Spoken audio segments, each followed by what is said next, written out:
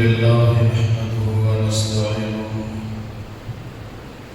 والصلاة والسلام على سيد الأنبياء والمرسلين وعلى آله وأصحابه أجمعين. أعوذ بالله من الشيطان الرجيم. بسم الله الرحمن الرحيم. ألا بذكر الله تطمئن القلوب. صدق الله العظيم. پچھلے جمعہ میں آپ کے سامنے کچھ مختصر باتیں یہ آئی تھی کہ اللہ نے انسان کو ان کے جسم کے جتنے اعضاء عطا کیے ہیں، جسم کے تمام اعضاء میں سب سے اہم اللہ نے دل کی نعمت عطا کی ہے. یہ دل کا مسئلہ ایسا ہے کہ اگر ظاہری بیماری لگ جائے تو بھی انسان مر جاتا ہے، اور اگر اس دل کے اندر باطنی بیماری لگ جائے اور باطنی بیماری لگنے سے دل خراب ہو جائے تب بھی انسان مر جاتا ہے. فرق صرف یہ رہتا ہے کہ اگر ظاہری بیماری دل میں آ گئی، ہارٹ پیشنٹ ہو گیا انسان،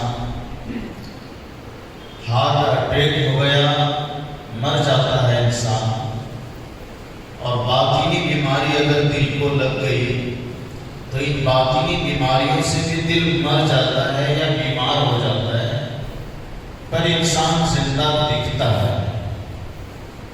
انسان کا دل مرا ہوا رہتا ہے پر انسان زندہ نظر آتا ہے. یہی وجہ ہے کہ ہم لوگ اپنی گفتگو میں بھی انسانوں کو کبھی بولتے ہیں یہ بہت ہی مردہ دل انسان ہے، اس کا ضمیر مر گیا ہے. ایسا ہم اپنی زبان میں استعمال کرتے ہیں کہ یہ انسان انتہائی مردہ دل انسان ہے. اس انسان کا ضمیر کے معنی بھی دل کیا ہے. عربی میں قلب بولا جاتا ہے، فارسی میں دل کو ضمیر بولتے ہیں. تو مردہ ضمیر، اس کا ضمیر مر گیا ہے، یعنی دل مر گیا ہے. تو پچھلے جمعہ میں نے نشانی بتائی تھی کہ جس انسان کا دل مر جاتا ہے اس کی نشانی کیا ہے. کیسے پتا چلے گا کہ یہ انسان جو زندہ نظر آ رہا ہے وہ کون سی نشانی ایسی ہے اگر اس کے اندر پائی جائے تو سمجھا جائے گا کہ یہ انسان زندہ تو ہے لیکن اس کا دل مرا ہوا ہے. تو ایک نشانی تو ہم نے یہ بتائی تھی، پہلی نشانی کہ انسان گناہ کرنے میں، اللہ کی نافرمانی کرنے میں بے شرم ہو جائے. گناہ کرنے میں بالکل شرم اگر نہیں آ رہی ہے تو یہ پہلی نشانی ہے اس کے مردہ دل ہونے کی. تھوڑا بھی جھجک محسوس نہیں ہو رہا، اللہ کی نافرمانی کر رہا ہے پر اس کو شرم نہیں آ رہی، بالکل بھی نہیں شرم آ رہا. یہ اس بات کا ثبوت ہے کہ اس کا دل مر گیا ہے. دل زندہ رہتا تو اللہ کی نافرمانی کرنے میں ضرور شرم ہوتا، اللہ کی نافرمانی کرنے میں اس کو جھجک محسوس ہوتی.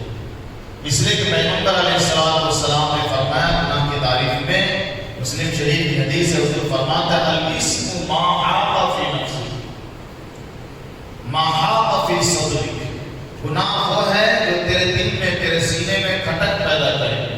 تو کھٹک پیدا ہوا، دل نے احساس کیا، دل میں جھجک محسوس ہوئی. یہ اس بات کی نشانی ہے کہ دل مرا نہیں ہے، بیمار ضرور ہے پر مرا نہیں ہے.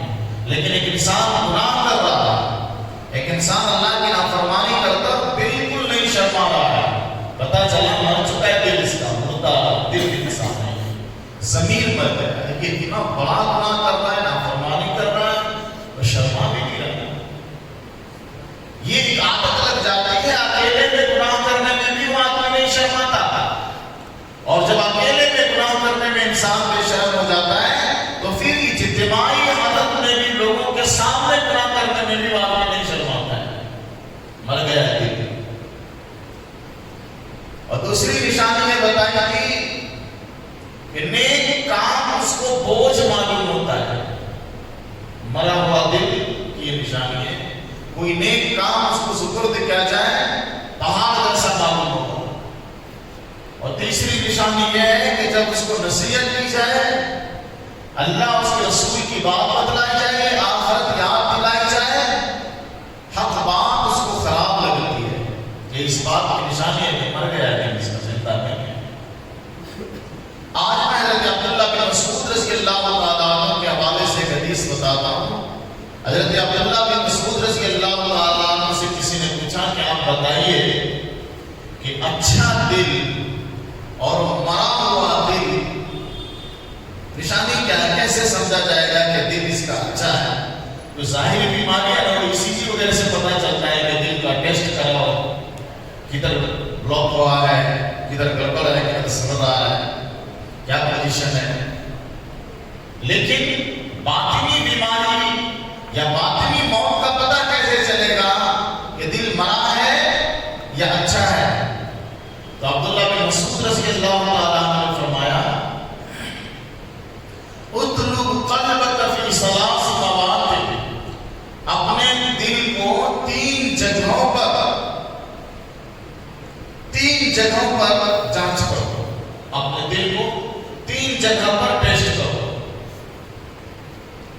حضرت عبداللہ بن مسعود رضی اللہ عنہ نے تین جگہ پر اپنے دل کا ٹیسٹ کرو, پتہ چلے گا مرا ہے کہ ٹھیک ٹھاک ہے.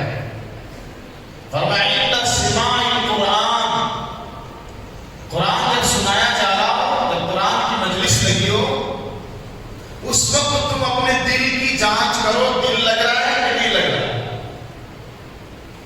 قرآن سننے میں, قرآن سمجھنے میں اچھا لگ رہا ہے, دل ٹھیک ہے. مزہ نہیں آ رہا ہے, بوجھ لگ رہا ہے, بھاگنے کو دل کر رہا ہے, بیٹھنے میں اچھا نہیں لگ رہا ہے, اندر کے اندر پریشان ہے انسان, مرا ہے دل, اچھا نہیں ہے دل. یہ پہلی جگہ ہے. عبداللہ بن مسعود فرماتے ہیں ان جگہ پر اپنے دل کا ٹیسٹ کرو. عند سماع القرآن, قرآن کی مجلس میں اپنے دل کا جانچ کر لو, پتہ چل جائے گا تمہارا دل ٹھیک ہے یا گڑبڑ ہے.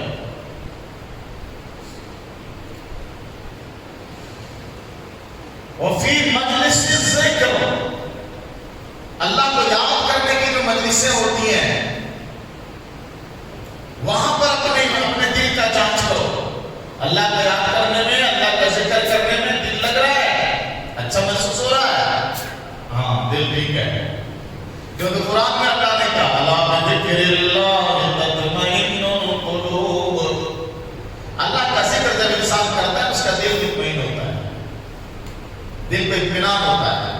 قرآن میں اللہ نے کہا الا بذکر اللہ تطمئن القلوب, اللہ کا ذکر کرنے سے دل کو اطمینان ہوتا ہے. تو اگر اللہ کے ذکر کی مجلس میں دل مطمئن ہے, سمجھ لو دل ٹھیک ہے. اللہ کے ذکر کی مجلس میں دل پریشان ہے,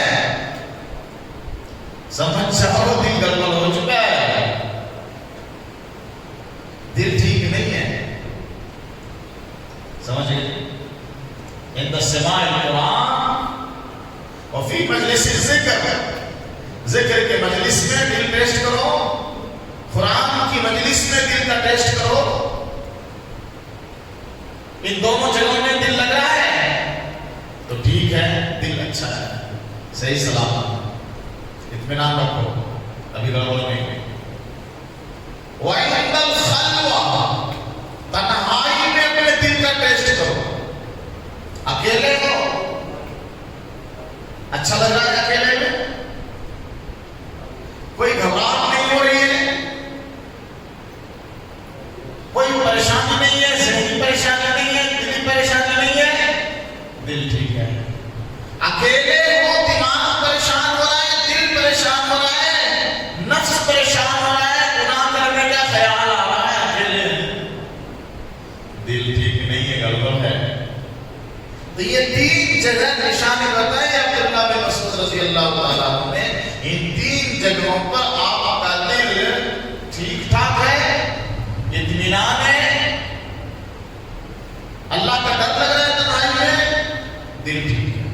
نہیں تو گڑبڑ ہے، علاج کرو۔ اب میں آج اس بات کو یہ بتانا چاہتا ہوں کہ دل کے مرنے،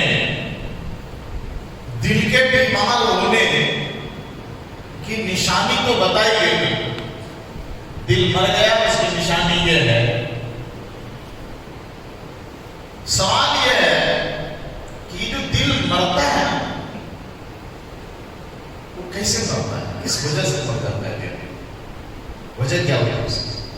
ان چیزوں سے پریش رہتے ہیں اور ڈاکٹر بتا دیتا ہے کہ صاحب اگر آپ کو ہارٹ پیشنٹ نہیں ہونا ہے روزہ یہ چکنی چکنی چیزیں نہیں کھانی ہے، اتنا پرہیز کرتے ہیں، اتنا پرہیز کرتے ہیں، ڈر لگا رہتا ہے کہیں کولیسٹرول نہ ہو جائے، ٹھیک ہے، ڈاکٹر نے بتا رکھا ہے یہ چکنی چیزیں، گرم چیزیں، گوشت، مچھلی نہیں کھانا۔ جو آدمی ڈر گیا ہوگا اس بیماری سے، ان کے سامنے اچھا فرائی کر کے رکھو، مچھلی، ذرا چربی والا گوشت، نہیں صاحب چیتے نہیں ہم، اللہ اکبر، نہیں بہت بہت پرابلم ہے میرے کو، پرابلم ہے، ڈاکٹر نے بتا رکھا ہے پرابلم ہے، کھایا تو گیا بیٹا، بچ کے رہنا، ذرا احتیاط سے کھاؤ۔ تو پھر کیا کھا رہے ہیں؟ بھاجی کھاتے ہیں، بھاجی کھا لیتے ہیں، ہری ترکاری کھاتے ہیں، بس یہ نہیں کھاتے ہیں۔ بچنا ہے، جینے کا ارمان ہے، مرنے سے ڈر لگا ہوا ہے، معمولی ڈاکٹر نے مشورہ دے رکھا ہے چربی کی چیزیں نہ کھاؤ، تیل کی چیزیں نہ کھاؤ، چکنی چیزیں نہ کھاؤ، ورنہ دل میں پرابلم ہو سکتا ہے، وہ کبھی بھی ٹپک سکتے ہو۔ لیکن روحانی اور باطنی اعتبار سے دل مر جاتا ہے، اور لوگوں کو پتا ہے کہ یہ نشانیاں ہیں دل کے مرنے کی، وہ میرے اندر پائی جا رہی ہے۔ دل کے باطنی اعتبار سے مرنے سے بچا کیسے جائے گا، کیسے دل مر جاتا ہے، اس پر کوئی غور نہیں کرتا کہ ذرا ہم ان چیزوں سے بھی پرہیز کریں جن چیزوں سے دل باطنی طور پر مر جاتا ہے، اندرونی طور پر مر جاتا ہے، دل مر جاتا ہے، انسان زندہ رہتا ہے۔ کیسے دل مر جاتا ہے؟ سب سے بڑا جواب اس کا یہ ہے کہ انسان کا دل جو مرتا ہے گناہ سے مرتا ہے۔ سب سے بڑا جواب، 1 نمبر کا جواب یہ ہے کہ دل گناہ سے مرتا ہے۔ وہ حدیث تو بہت مشہور ہے جو آپ لوگوں نے بہت بار سنا ہوگا کہ جب انسان گناہ کرتا ہے تو انسان کے دل پر ایک کالا دھبا، کالا داغ لگ جاتا ہے، اور وہ اندر کون دیکھتا ہے؟ کھول کے دیکھنے کی چیز تو ہے نہیں نا، کہ جیب میں ہاتھ ڈالا ہے، دل رکھا ہوا تھا، نکال کے ذرا دیکھ لیا داغ لگانے کا، وہ تو نکال کے دیکھنے کی چیز نہیں ہے، پر داغ لگا، دھبا لگا، توبہ کر لیا، معافی مانگا، اللہ سے صاف ہو گیا، اگر معافی نہیں مانگا، توبہ نہیں کیا، پھر گناہ کیا، پھر ایک دھبا لگا، اور اس طرح گناہ کرتے کرتے کرتے انسان کا پورا دل سیاہ ہو جاتا ہے، اور جب پورا دل سیاہ ہو گیا تو حضور فرماتے ہیں کہ اب اس کے دل پر کسی چیز کا اثر نہیں ہوتا، خراب ہو گیا نا دل، اور جب دل اتنا کالا ہو گیا وہ تو کبھی بھی موت آ سکتی اس کو۔ ڈاکٹروں کے پاس جا کے اسکیننگ کراتے ہیں، جگر صاف ہے کہ نہیں، کڈنی صاف ہے کہ نہیں، دل صاف ہے کہ نہیں ہے، کہیں کچرا تو نہیں جم رہا ہے، ہر چیز کا چیک اپ کراتے ہیں، پر نبی فرماتے ہیں کہ تیرا دل باطنی اعتبار سے بیمار ہو رہا ہے، جب بھی تم گناہ کر رہے ہو تیرے دل میں کالا دھبا پڑ رہا ہے، صفائی کرو اس کی۔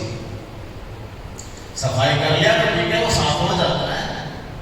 دیکھیے یہی تو اللہ کا کرم ہے دوستو، اللہ کا کرم ہے ہمارے اوپر کہ اگر ہمارے جسم کے ظاہری حصے پر بھی کوئی غلاظت لگتی ہے تو اللہ نے اس کو پاک کرنے کی سہولت دے دی ہے۔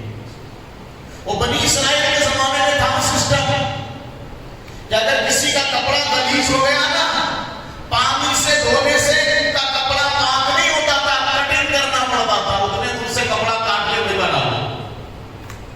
پانی سے دھونے سے ان کے کپڑے پاک نہیں ہوتے تھے. یہ امت محمدی علیہ الصلوۃ والسلام پر اللہ کی کرم فرمائی ہوئی کہ تیرے جسم پر غلاظت لگ گئی, کپڑے پر گندگی لگ گئی, دھو پاک ہو جائے گا.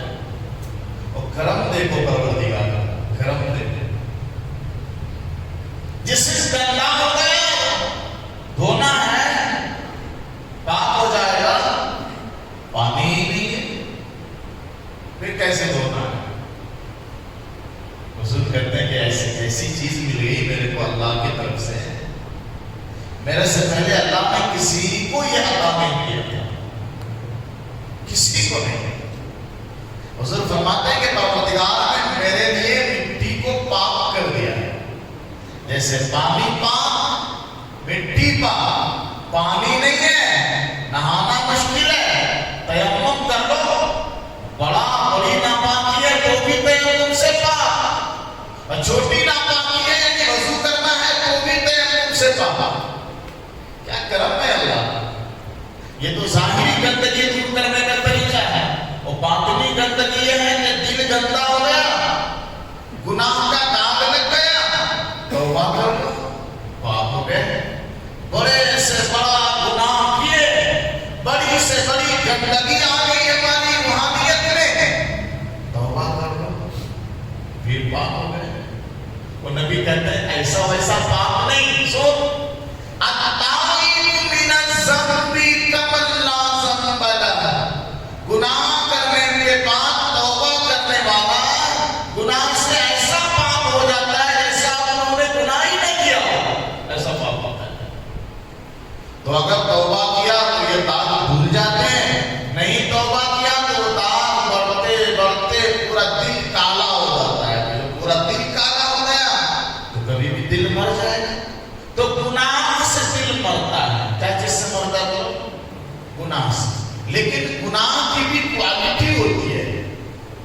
کچھ گناہ انتہائی زہریلے ہوتے ہیں, بہت زہریلے ہوتے ہیں, اور اس کا زہر معلوم نہیں ہوتا ہے. بہت سارے گناہ ہیں, ہر گناہ دل کے لیے خطرناک ہے, ہر گناہ سے دل بیمار ہوتا ہے, ہر گناہ دل کے لیے پریشانی کی چیز ہے. لیکن کچھ گناہ ایسے ہیں جو دل کے لیے بڑے زہریلے ہیں.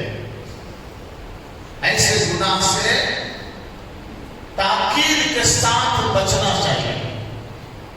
یہ گناہ بڑے زہریلے ہیں, معمولی لگتے ہیں, یہ گناہ معمولی دکھتے ہیں لیکن بڑے زہریلے ہیں, بڑے زہریلے ہیں. اس سے عام طور پر دل کو موت آ جاتی ہے.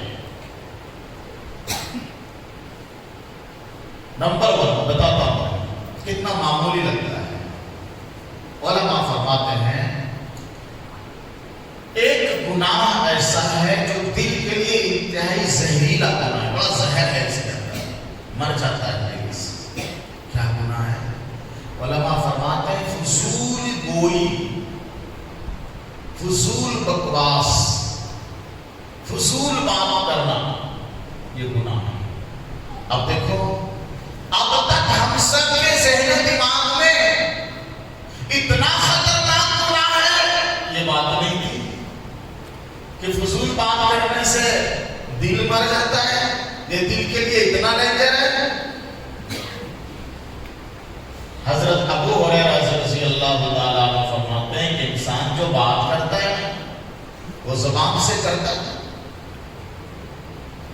ابو ہریرہ رضی اللہ عنہ فرماتے ہیں کہ 2 ہی چیز ہے جو انسان کو زیادہ جہنم میں لے کے جائے گی.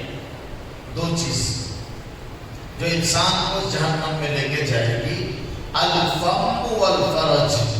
ایک انسان کا منہ یہ جہنم میں لے کے جائے گا, اور ایک انسان کی شرمگاہ یہ جہنم میں لے کے جائے گا. یہ 2 چیزیں. جبھی تو حضور نے فرمایا مجھے جو انسان 2 چیز کی ضمانت دے دے گا, 2 چیز کی گارنٹی تم دے دو. نبی کا فرمان دے دو, کتنا پیارا, اتنا مضبوط ہے. نبی کہتے ہیں میری امت کے لوگوں 2 چیز کی ضمانت, ضمانت کے معنی گارنٹی, 2 چیز کی گارنٹی تم دے دو. جنت کی گارنٹی میں دیتا ہوں. کتنی بڑی بات ہے. دو چیز کی گارنٹی صرف دو. گڑبڑ نہیں کرو گے, دو چیز کی گارنٹی دو, جنت کی گارنٹی میں دیتا ہوں. ماں بین لحیتیہ و ماں بین فخذیہ, دو جبڑے کے درمیان جو زبان ہے اس کی گارنٹی تم دے دو. حضور کہتے ہیں یہ پہلی چیز, یہ جو زبان اندرین, اس زبان کی گارنٹی دو. گڑبڑ نہیں بولو گے, جھوٹ نہیں بولو گے, بدماشی نہیں کرو گے, اس زبان کا غلط استعمال نہیں کرو گے. تم اس بات کی گارنٹی دے دو, جنت کی گارنٹی میں دیتا ہوں, لے کے جاؤں گا. اس سے بڑی بات اور کیا چاہیے, اس سے پیاری چیز اور کیا چاہیے. دو راموں کے بیچ جو شرکاء ہے, میرے نبی کہتے ہیں اس کی گارنٹی تم دے دو, جنت میں لے کے جاؤں گا. جنت کی گارنٹی میرے پاس. ابو ہریرہ فرماتے ہیں کہ دو چیز انسان کو جنت میں لے کے جائے گی, ایک زبان منہ انسان کا, اور ایک الفاظ شرم. تو یہ جو فضول بات کرنے کی عادت ہے نا, جب سوال یہ پیدا ہوتا ہے کہ ہم کسی سے بات کر رہے ہیں, وہ بڑھ بڑھ کر بکے جا رہا ہے, کسی انسان کی بیماری پر ڈر بکتے جا رہا ہے, وہ چھوڑے گا ہی نہیں. وہ انسان کو پھنسا ہے نا وہاں پہ, وہ جان چھڑانے کی کوشش کر رہا ہے کہ جلدی میں جانا ہے, کیا کروں, کسی کام میں میرے کو جانا ہے. اب وہ آدمی اپنی بات ہی ختم نہیں کر رہا ہے, بھولے جا رہا ہے. ایسے سے پالا نہیں پڑتا, معلوم پڑتا ہے کہ نہیں کبھی ایسی سے کہ آپ کو جلدی کہیں جانا ہے اور آپ اس کے پاس کھڑے ہیں, وہ بات لمبی کر رہا ہے. اچھا جو بات کر رہا ہے وہ کوئی کام کی بات نہیں کر رہا, بس یہ سنائے جا رہا ہے داستان. یہ فضول بات اتنی خطرناک کہ اس سے دل مر جاتا ہے. اس کی کیا وجہ ہے؟ ایک راز ہے. حدیث میں حضور نے فرمایا کہ انسان کو جب زیادہ بولنے کی عادت ہو جاتی ہے نا, گڑبڑ کرتے رہتا ہے, پھر نقصان یہ ہوتا ہے, اس کا ایک نقصان یہ ہوتا ہے کہ انسان نیکی کے ذریعے سے, ثواب کے کام کے ذریعے سے جنت کے بالکل قریب پہنچ چکا ہوتا ہے. یہ حضور فرماتے ہیں کہ اپنے نیکیوں اور نیک اعمال کی وجہ سے جنت سے بالکل قریب پہنچ چکا ہوتا ہے, لیکن ان کی زبان سے کچھ ایسی بات نکل جاتی ہے, ایسی بری بات نکل جاتی ہے جس کی وجہ سے وہ جنت سے جو بالکل قریب آ چکا تھا 70 سال کی دوری تک دھکیل دیا جاتا ہے ایک بات کی وجہ سے. اسی لیے منع فرمایا نبی نے, زیادہ نہ بولو, ضرورت کے مطابق بات کرو, فضول باتیں نہ کیا کرو.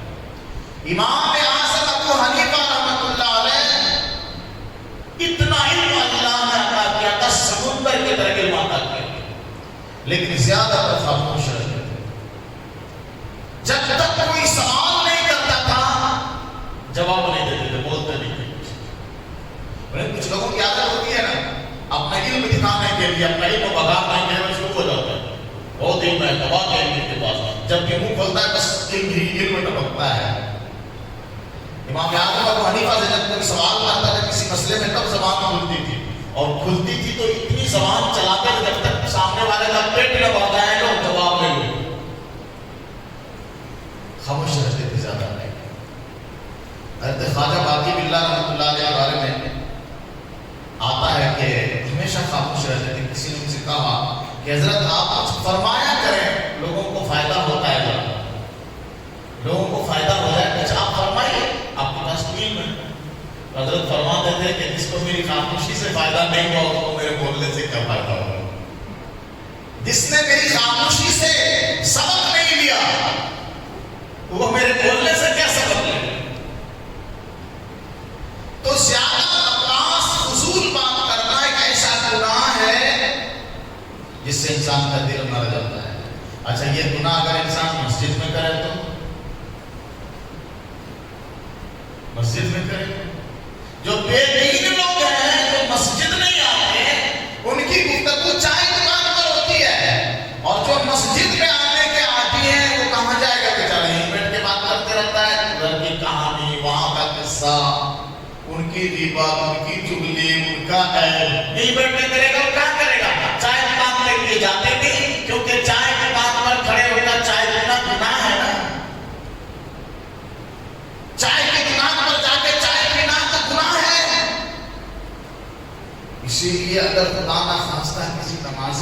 وہ کسی حضرت کو, کسی حافظ کو چائے دکان پر چائے پیتے تھے. یہ حضرت چائے دکان پہ جا کے چائے پیتے تھے.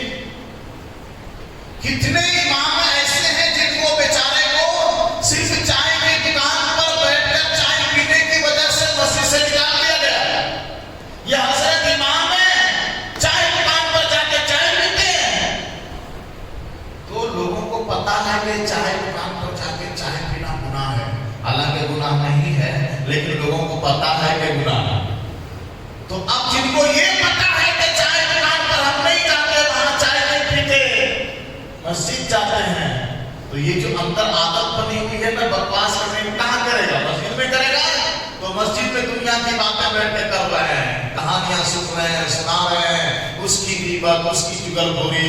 تو جب دنیا کی بات ایسے ہی فضول بات کرنا اتنا بڑا گناہ ہے, تو مسجد میں بیٹھ کر بکواس کرنا اور فضول بات کرنا یہ کتنا بڑا گناہ. مسجد کو تباہ کر دیا ایسے لوگوں نے جن کے سامنے یہ چیز نہیں ہے کہ مسجد میں فضول بات, دنیا کی بات کرنے سے پیغمبر کتنا ناراض ہوتے ہیں, اللہ کتنا ناراض ہوتا ہے. تو پہلا گناہ ہے فضول گوئی, جس سے دل مرتا ہے. فضول بکواس کرنے سے دل کیا ہوتا ہے؟ مردہ ہو جاتا ہے.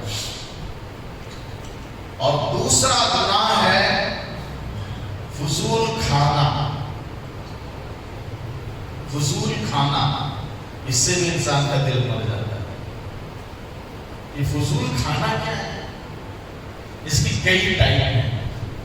فضول کھانے کا ایک تو مطلب یہ ہے کہ بھائی ضرورت سے زیادہ نہ کھاؤ, کھاؤ لیکن اتنا نہ کھاؤ کہ بالکل پیٹ بھر گیا, اب حالت کے قریب کھانا پہنچنے والا ہے تو بھی نہیں چھوڑ رہے ہیں. لذیذ بنا ہے نا, ٹیسٹی بہت ہے, اور فری کا بھی ہے, بہت ٹیسٹی ہے.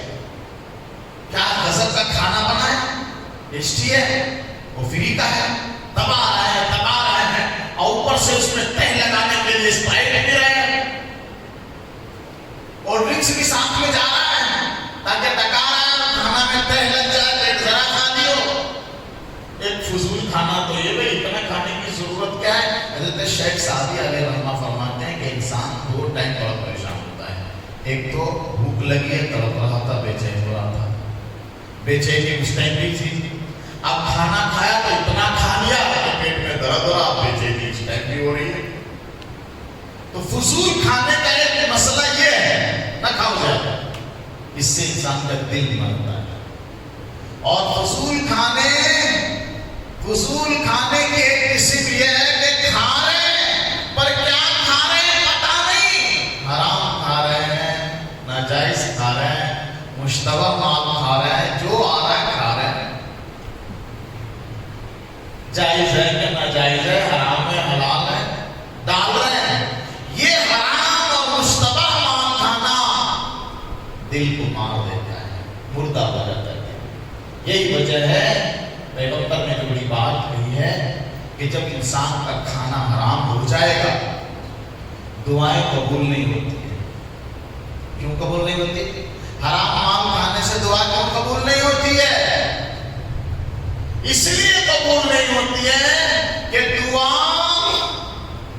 زندہ دلی سے نکلتی ہے, اور حرام کھانے سے دل ہی مر گیا ہے.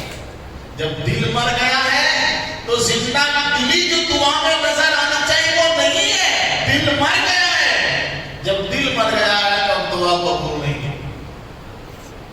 فضول کھانا, حرام کھانا یہ دل کو مار دیتا ہے. اصل بیماری یہی ہے جس میں سب بڑے اللہ حفاظت فرمائے. یہ ایک ایسی چیز ہے, پیغمبر فرماتے ہیں کہ حلال کمانا فرائض کے بعد سب سے اہم فرض ہے.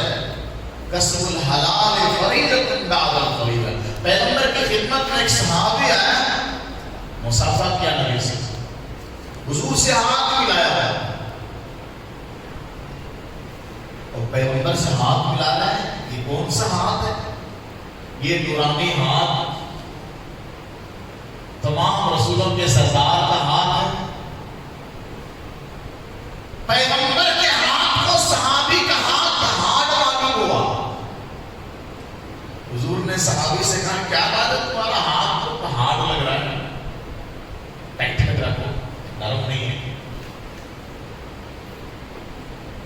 اللہ کے نبی میں ان ہاتھوں سے ہتھوڑے چلاتا ہوں، میں مزدور ہوں، میں مزدور ہتھوڑے چلاتا ہوں میں۔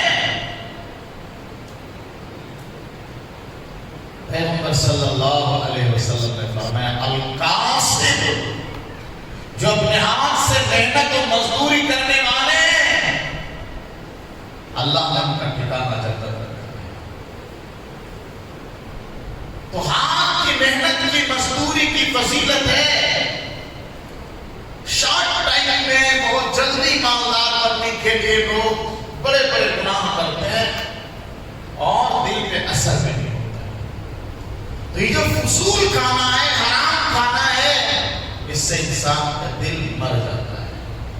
اور ایک گناہ اور ہے جس کو ہم گناہ نہیں سمجھتے۔ یہ جتنی چیزیں گنائی جا رہی ہیں ہم کو بھی گناہ نہیں سمجھتے، اور اب جو بتانے جا رہا ہوں اس کو بھی ہم گناہ نہیں سمجھتے، اور اس کا نقصان ہمارے سامنے آ رہا ہے۔ فضول مخالطت، عربی میں فضول مجلس، فضول صحبت، فضول دوستی۔ یہ فضول دوستی، فضول مجلس، فضول صحبت کا مطلب کیا ہے؟ کچھ مجلس، کچھ صحبت، صحبت کا مطلب سمجھتے ہیں؟ کسی کے ساتھ اٹھنا بیٹھنا، کسی کے پاس جا کے ذرا دیر بیٹھ جانا، اس کو صحبت بولتے ہیں۔ اور ہندی میں سنگت بولتے ہیں۔ اس کی سنگت دیکھو کس کس کے ساتھ ہے، یعنی صحبت دیکھو کن کے ساتھ ہے، کن لوگوں کے ساتھ ان کا اٹھنا بیٹھنا ہے، اچھے لوگوں کے ساتھ یا برے لوگوں کے ساتھ۔ آپ لوگوں نے پڑھا ہوگا، ڈاکٹروں سے سنا ہوگا، اور اگر کسی طبیب اور حکیم سے بات چیت ہوتی ہے آپ کی، تو ان لوگوں سے آپ نے سنا ہوگا کہ دل ٹھیک ٹھاک کرنے کے لیے کچھ جڑی بوٹیاں ہوتی ہیں، ان کا جوس کنٹینیو پیو، دل صاف ہو جاتا ہے، کلین ہو جاتا ہے۔ اگر کچھ کچرا پھنسا ہوا ہے نا، کچھ بوٹیاں ایسی ہوتی ہیں، ان کا جوس بنا کے پیو، ٹھیک ہو جاتا ہے۔ ایسے میرے پیغمبر صلی اللہ علیہ وسلم نے باطنی اعتبار سے دل کو ٹھیک کرنے کے لیے بھی کچھ بوٹیاں بتائی ہیں۔ وہ کریلے اور جامن کا جوس نہیں ہے، الگ بوٹی ہے۔ نبی نے فرمایا علیکم بمجالس العلماء وسماع کلام الحکماء۔ نبی کہتے ہیں اے لوگوں سنو، تمہارے اوپر لازم اور ضروری ہے کہ تم علماء کی مجلس میں بیٹھا کرو، اور جو حکیم یعنی حکمت کی بات کرنے والے ہیں، علم کی بات کرنے والے، نیک صالح لوگ ہیں، ان کی مجلس میں بھی بیٹھا کرو۔ ان کی مجلس میں اٹھ بیٹھ کرو گے نا، تو تمہارے دل میں جو اچرا کچرا جمع کبھی کبھی ہو جاتا ہے صاف ہو جائے گا، وہ گناہ کی گندگی سے دل پاک ہو جائے گا۔ نبی کی حدیث علیکم بمجالس العلماء، علماء کی عالموں کی مجلس میں بیٹھنا لازم پکڑو۔ کبھی کبھی جاؤ ان کے پاس بیٹھو، جو حضور نے حکم دیا ہے۔ کیوں؟ مطلب یہ ہے کہ صحبت دو طرح کی ہوتی ہے۔ شیخ سعدی فرماتے ہیں صحبت صالح را صالح، نیک لوگوں کے ساتھ بیٹھو گے نیک بنو گے، بروں کے ساتھ بیٹھو گے برا بن جاؤ گے۔ شیخ سعدی تو ایک مجلس ایسی ہے جو دل کے لیے بیماری ہے، اور دوسری مجلس ایسی ہے جو دل کے لیے دوا ہے۔ علماء کی مجلس دل کے لیے غذا بھی ہے، دوا بھی ہے، اور برے لوگوں یعنی وہ لوگ جس کے اندر دینداری نہیں ہے، نیکی نہیں ہے، گناہ گار لوگ ہیں، فاسق و فاجر لوگ ہیں، ایسوں کے ساتھ بیٹھنے سے دل خراب ہوتا ہے۔ اور جب کنٹینیو ایسے لوگوں کے ساتھ تم بیٹھو گے تو پھر دل خراب ہوتا چلا جائے گا، لاسٹ میں پتا چلا کہ تمہارا دل مر گیا۔ تو نبی نے تاکید کی کہ عالموں کے ساتھ بیٹھو، نیک لوگوں کے ساتھ بیٹھو، اور برے فاسق فاجر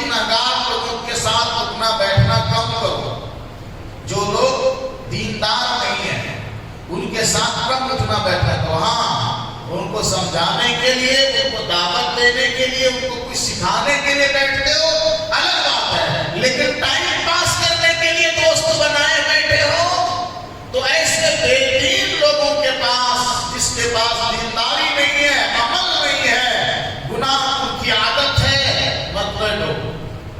سمجھ گئے؟ اچھا، جس کے پاس دین ہی نہیں ہے، ایک تو ہے کہ دینداری کم ہے، نیکی کا کام نہیں کرتا ہے، گناہ کرتا ہے، نبی نے منع فرمایا مت بیٹھو ان کے ساتھ۔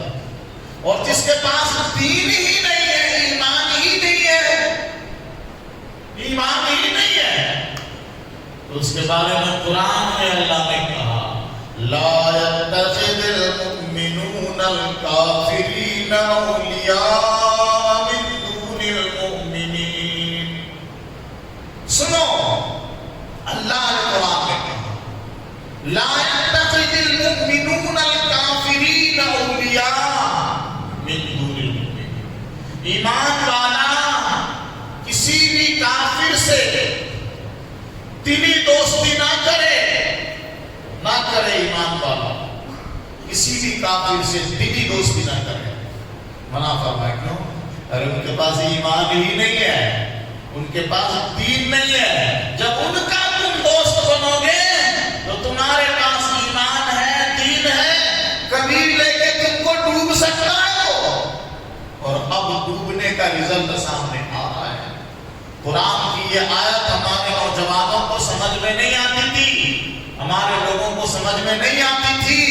اب دیکھو ویڈیوز، اب پڑھو نیوز تو پتا چلا کہ فلاں جگہ ایک لڑکی مسلمان تھی، کافر بن گئی، کسی غیر مسلم کے ساتھ چلی گئی۔ کیوں چلی گئی؟ اچانک گئی؟ نہیں صاحب، پہلے ان کا فرینڈ ہوا کرتا تھا، وہ آج ہسبینڈ بن گئے۔ دونوں میں اینڈ ہے لاسٹ میں، پہلے فرینڈ تھا، اب ہسبینڈ بن گئے، ہس پڑ گیا۔ پہلے فر تھا، خالی فرینڈ تھا، اب ہس آیا شروع میں، بینڈ آ گیا، ہسبینڈ ہو گیا۔ اچانک نہیں ہوا، دوستی تھی، آ رہا تھا، جا رہا تھا، گھما رہا تھا، پھرا رہا تھا، نہ بابا کو پتا، نہ امی کو پتا، کچھ لوگوں کو سب کچھ پتا، لیکن بولتے نہیں فرینڈ ہے۔ فرینڈ ہے، اس سے کیا ہوتا ہے؟ ساتھ میں پڑھتی ہے بچی، کیا دقت ہے؟ انسان ہے، آنے جانے میں کیا دقت ہے؟ انسان ہے، ساتھ پھرنے میں کیا دقت ہے؟ انسان ہے، ساتھ میں گھومنے میں کیا دقت ہے؟ کوئی دقت نہیں۔ اب دقت دیکھ لو نا، کئی تیری بٹیا مندر میں پھیرے لگا رہی ہے، اور جس اسکیم کے تحت، جس تحریک کے تحت، جس منصوبہ و پلاننگ کے تحت بچیوں کو لے کے جا رہے ہیں، وہ جب کامیاب ہوتے ہیں تو صرف پھیرے نہیں لگواتے، اس پھیرے کا ویڈیو بھی بنا کے چھوڑتے ہیں کہ دیکھ لو مسلمانوں، تیری بیٹی میرے گھر آئی۔ بڑے میاں میاں مسلمان بولتے تھے اپنے آپ کو، آج تیری بیٹی تیری بہن کو ٹیکا لگا دیا ہم نے، پوری قوم، پوری امت کا سر شرم سے جھک جاتا ہے۔ بڑے مزے سے پہلے بولتے تھے فرینڈ ہے، اب کیا ہو گیا؟ تیری بھی عزت گئی، قوم کی عزت گئی، امت کی عزت چلی گئی، اس لیے کہ غلط دوستی سے نہیں بچایا، غلط سنگت سے نہیں بچایا۔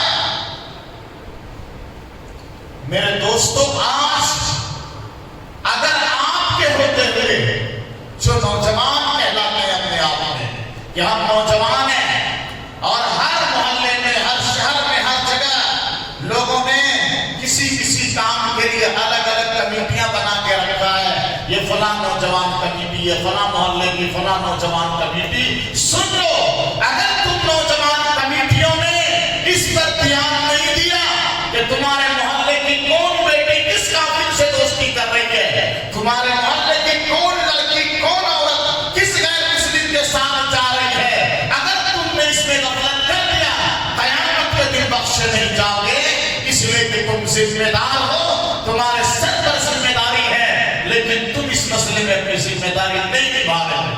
امت کی بیٹیاں چاہ رہی ہیں ایمان سے ہاتھ دھو رہی ہیں. خدا کے واسطے بیداری پیدا کرو. اور نبی پاک صلی اللہ علیہ وسلم نے فرمایا کہ علماء کی مجلس نیک لوگوں کی صحبت میں اپنے آپ کو ڈالو. جو نوجوان مرد ہیں وہ بھی نیک لوگوں کی صحبت اختیار کریں. علم والوں کے پاس آئیں. جو لڑکیاں ہیں, جو عورتیں ہیں, ان کی بھی جہاں جہاں مجلسیں لگتی ہیں دین کی مجلسیں, ان مجلسوں میں ان کو بھیجو. ایمان کی مجلسوں میں بھیجو, دین سیکھنے کی مجلسوں میں بھیجو. اپنے ماحول پر محنت کرو خدا کے واسطے, ورنہ سب کچھ ختم ہو جائے گا. اللہ سب کے ایمان کی حفاظت فرمائے. جزاک اللہ خیر.